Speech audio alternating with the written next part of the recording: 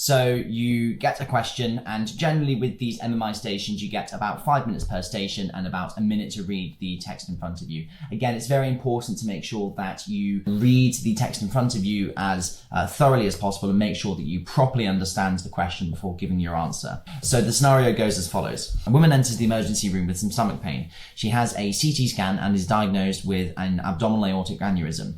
The doctor that looks after her says that the only way to fix the problem is through a surgery where the survival rate is 50-50.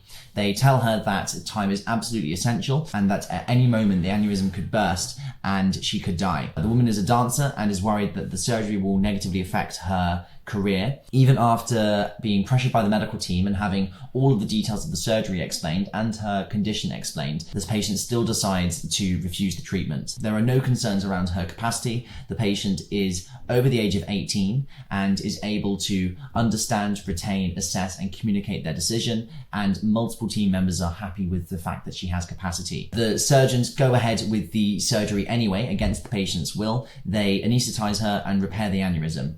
She survives and sues the hospital for millions of pounds. Do you believe that the doctor's actions were justified in any way, and is it ever right to take away a patient's autonomy? So we'll give you an example answer to this. In this case, we have a conflict of two of the core pillars of medical ethics. So we have the autonomy of a patient, which is the patient's ability to make a decision around their healthcare. And secondly, we have beneficence. So in this case, beneficence, i.e. what is best for the patient, is conflicting against the autonomy, which is the patient's decision to not have this treatment. Going into the beneficence in a bit more detail, while the surgery holds a very high risk, it appears in this situation that not doing the surgery is of an even greater risk.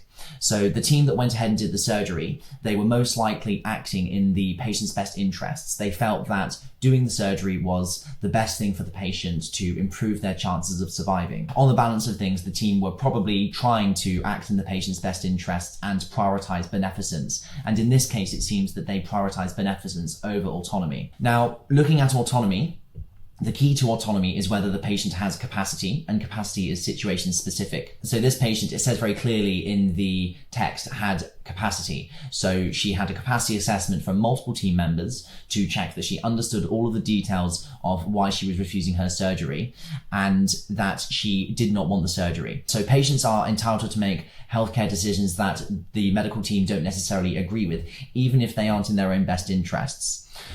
If a patient has a capacity assessment and it's been assessed by multiple team members and they are all happy that this patient has capacity, then it's very difficult to justify overriding that. If it comes up to a coin toss between autonomy, where a patient definitely has capacity, and a case of beneficence, the autonomy will take preference over the beneficence because, as we said, patients are entitled to make decisions that aren't agreed with by the medical team. The only caveat that would make this situation a little bit more complex would be whether this disease was affecting the patient's ability to make decisions. And sometimes that can be a legitimate concern. Sometimes patients who become unwell, sometimes their illness can affect their ability to make a decision. And that's a concern that the medical team would have to consider in evaluating whether this patient's decision is made in the context of capacity. And if there was any concern about whether this patient did or did not have capacity, the best thing to do in this case would be for the consultant in charge of the patient's care, if they were worried about their illness affecting their decision-making ability, they would need to, one, make sure that the capacity assessment is very, very thorough, and two, if there were concerns, then they would need to discuss with colleagues about whether they were concerned that this patient had a inhibition of their decision-making abilities.